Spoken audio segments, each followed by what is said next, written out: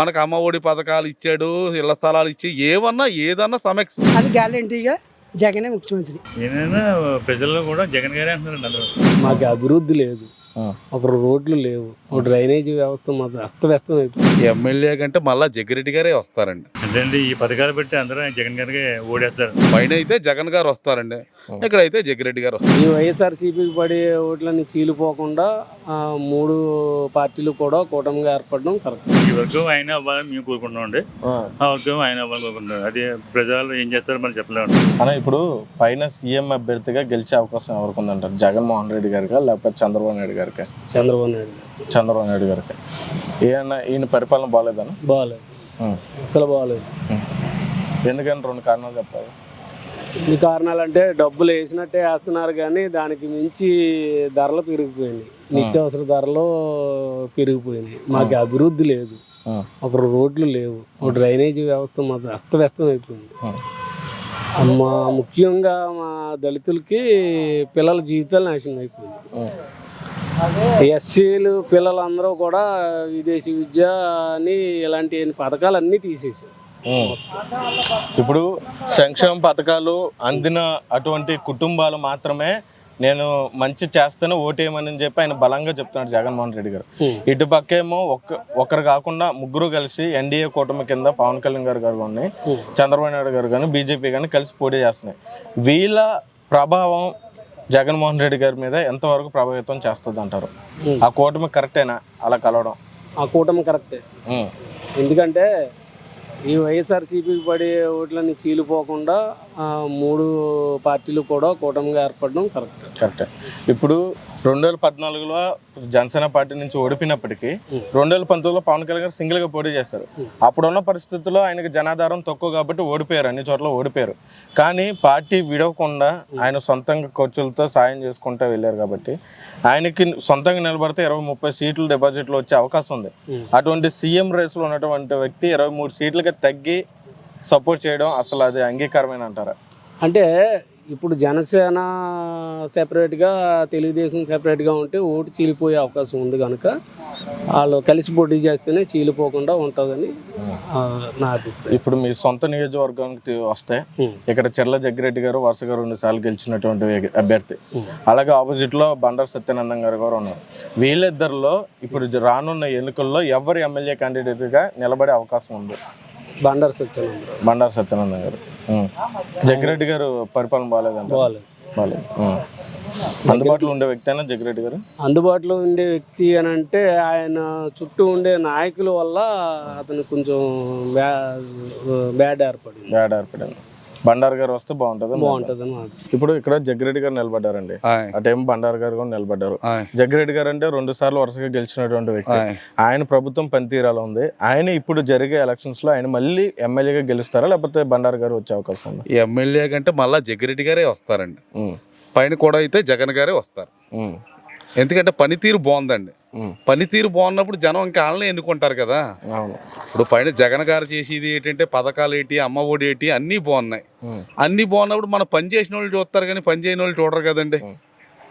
అంటే ఇది వరకు రాజకీయ పరిస్థితులు వేరు, ఇప్పుడు ఈ సంవత్సరం జరిగే రాజకీయాలు కూడా చాలా వేడిగా ఉండే అటువంటి చాలా ఫైనల్గా ఉండేటువంటి రాజకీయం ఇప్పుడు జరిగేది ఎలక్షన్స్ కూడా. అటువంటి స్థానంలో వాళ్ళు ఎన్డీఏ కూటమి ద్వారా ముగ్గురు కలిసి వస్తున్నారు, జనసేన కానీ బీజేపీ కానీ తెలుగుదేశం కానీ. వాళ్ళు ముగ్గురు ప్రభావం ఈయన మీద ఏమైనా ఉండే అవకాశం ఉందా? జగన్ ముగ్గురు ప్రమేయం ఉంటారంటే ప్రజలు కూడా ఆలోచించుకుంటారు. మనకు పని ఎవరు చేశారు, అమ్మ ఒడి ఎవరు చేశారు, మనకు పథకాలన్నీ ఎవరు పెట్టారు. ప్రజలు కూడా ఆలోచన శక్తి ఉందండి. ఇది దొరకల్లా ఎవరికి ఓటు వేయమంటే వాళ్ళకి ఓటు వేయరండి. వాళ్ళు కూడా మనకు అమ్మ ఒడి ఏంటి, పథకాలు ఏంటి, ఇవన్నీ ఎవరు చేస్తున్నారు, మనకి ఎవరైతే బెటర్ అన్నది ప్రజలు కూడా ఆలోచించుకుంటారు. పైన అయితే జగన్ గారు వస్తారండి, ఇక్కడైతే జగ్గిరెడ్డి గారు వస్తారు. ఇప్పుడు జగన్మోహన్ రెడ్డి గారు కూడా ఆయన మొన్న జరిగిన మీటింగ్ లో కూడా నేను మంచి చేస్తాను అనిపిస్తాను ఓటైందే అని చెప్పేసి, అదే ఏంటి ఆయన మీద ప్రజల మీద ఉన్న నమ్మకం లేకపోతే కాన్ఫిడెన్స్ కాదు, ఆయన మంచి చేసాడు కాబట్టి. ఇప్పుడు మనకి ఏదైనా ఈ పథకం అన్నాడంటే చేసేస్తున్నాడు, ఇళ్ల స్థలాలంటే ఏదన్నా చేస్తున్నాడు కదా, మంచి నిరూపించుకున్నాడు కదండి. ఇప్పుడు పార్టీలు అన్నారు, ఆ పార్టీలు ముగ్గురు ఏకమైపోయారు, అక్కడే తేలిపోయింది కదండి వ్యవహారం. ఇప్పుడు 3 పార్టీలు ఒకటైనాయి అంటే ఏమైందండి అక్కడ వ్యవహారం? అదిగో ఇదిగో చేస్తా ఉన్నారు. 3 పార్టీలు ఒకటైతే కానీ ఆయన ఎదుర్కోలేకపోతున్నారు. ఎందుకు అక్కడ ఆయనలో మంచి ఉందండి. అక్కడ ఆ మంచి ఉంది కాబట్టి జగన్ గారు నగ్గుతారని చెప్తున్నాం. ఓకే. ఇప్పుడు అక్కడే వ్యవహారం 3 పార్టీలు ఇలా ఒకటైనవి అంటే ఏంటంటే అక్కడ ఆయన ఎదుర్కోవడానికి ఆ మంచే. ఇప్పుడు మనం మంచి అన్నది ఆటోమేటిక్గా ఎదరికి వెళ్ళిపోద్దండి. అది సో ఆయన మళ్ళీ సీఎంగా గెలిచే అవకాశం ఉందంట. సీఎంగా గెలిచి ఉందండి అవకాశం. జగన్ గారే గెలిచే అవకాశం ఉందండి. అక్కడ కేవలం ఏంటంటే జగన్ గారా అని కాదండి, మంచి చేశారు కాబట్టి ప్రజల్లో ఏంటంటే అతను జగన్ అన్న ఆయన మంచి చేశాడు, మనకు అమ్మఒడి పథకాలు ఇచ్చాడు, ఇళ్ల స్థలాలు ఇచ్చి ఏదన్నా సమస్య ఏదైనా జనానికి మంచి చేశాడు. ఇప్పుడు జగన్మోహన్ రెడ్డి గారు కూడా 175 కొట్టాలని ధీమాతో అయితే ఉన్నారు. కానీ అంత వచ్చే అవకాశం ఉందా అంటే లాస్ట్ 150 అయితే రావడం జరిగింది. ఇప్పుడు దాని మించి ఉంటుందా, దాని తగ్గి ఉంటుందా? ఎలా ఉన్నా కానీ మనిషి ఓట్ల ప్రకారం అయితే గెలుస్తాడండి. మనిషి ఎలా ఉన్నా అటు అయినా తగ్గినా చివరికి గెలుస్తాడండి ఆయన. అందులో డౌట్ లేదు. జగన్ గారు అయితే ముఖ్యమంత్రి అయితే మాత్రం జగన్ గ్యారెంటీకి 6-3-3 మరి వీళ్ళు ముగ్గురు కూటమితో వస్తున్నారు కదా, ఏం కూటమైన పడగొట్టాలని కానీ పవన్ కళ్యాణ్ చేసి అసలు ఆడే కాపుడు అనుకో, నేను సీఎం అవుతానంటే కాపుడంతో చేతులు పక్కగా ఇప్పుడు వీడు పక్కగా శంసగాడిలాగా చేస్తున్నాం వల్ల ఆడ కాపులు ఆయన నమ్మరు, జగన్ పవన్ కళ్యాణ్ నమ్మరు. అది గ్యారెంటీగా జగనే ముఖ్యమంత్రి. ఇంకా మామూలుగా కదా అసలు అదే ఉంటాడు. ఇంకా మనం సీటు పోతుంది పోయింది కూడా ఇటుపతిలో రాదు. ఇద్దరులో గెలిచే అవకాశం ఎవరికి ఉందంటారు ఎమ్మెల్యే క్యాండిడేట్? అంటే ఇటు పక్క వర్గం జగన్ గారు నెగ్గాలనుకుంటున్నారు అందరూ, అటు పక్క ఆయన నెగ్గాలనుకుంటున్నారు. ఆయన వర్గాలు అయితే ఆయన గెలుస్తారన్నారు, ఇటు వర్గాలు ఈయన గెలుస్తారు. ఇప్పుడు మరి జగ్గిరెడ్డి గారి పరిపాలన ఎలా ఉందండి ఈ నియోజకవర్గంలో? బాగుంటుందండి. బాగుంటుందా? బాగుంటుంది, తప్పలే ఉంటుంది, బాగుంటుంది, చాలా బాగుంటుంది. మా అందుబాటులో ఉండే వ్యక్తి వ్యక్తే. ఆయన మళ్ళీ వచ్చే అవకాశం ఉందంటారా మీ అభిప్రాయం? నేను చెప్తాను కదండి, ఈ వర్గం ఆయన అవ్వాలని మేము కోరుకుంటున్నాం అండి. ఆ వర్గం ఆయన అవ్వాలని కోరుకుంటున్నాం. అది ప్రజలు ఏం చేస్తారో మనం చెప్పలేము. ఓకే. అలాగే చూసుకున్నట్టయితే రాష్ట్ర పరంగా చూసుకున్నట్లయితే సీఎం అభ్యర్థిగా ఆయనండి. ఎవరండి? జగన్ గారు. మరి అటువైపు చంద్రబాబు నాయుడు గారు కూడా ఒక అవకాశం అని చెప్పి ఆయనే తిరుగుతున్నారు కదా. అదేండి, ఈ పథకాలు పెట్టి అందరూ జగన్ గారికి ఓడేస్తారు.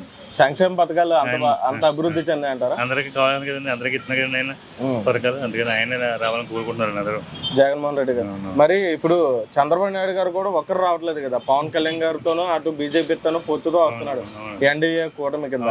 మరి ఆ బలం ఎంతవరకు ఈయన మీద పడే అవకాశం ఉందంటారు? ఈయన ప్రజల్లో కూడా జగన్ గారే అంటున్నారండి అందరూ. జగన్ గారే. వాళ్ళు ఎంతమంది వచ్చినా ఈయనకేం ప్రభావితం ఏం జరగదు. మరి జగన్ గారు ప్రభుత్వం స్థాపించారు. ఓకే. ఇక్కడ ఎన్ని మారినా ఆయన మాత్రం ఆయన ఉంటాడు. ఇక్కడ ఎవరండి? ఇక్కడ ఒక ఊరు మారినా అక్కడ మెయిన్ మాత్రం జగన్ గారు ఉంటారండి. జగన్ గారు.